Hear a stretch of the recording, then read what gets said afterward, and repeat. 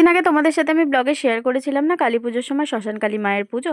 আর আমি তো পুজোর আগের দিন এসে তোমাদের সাথে ভিডিও শেয়ার করেছিলাম, কিন্তু পুজোর দিন তো আমার আর আসা হয়নি, কারণ আমি হসপিটালে ভর্তি হয়ে গেছিলাম।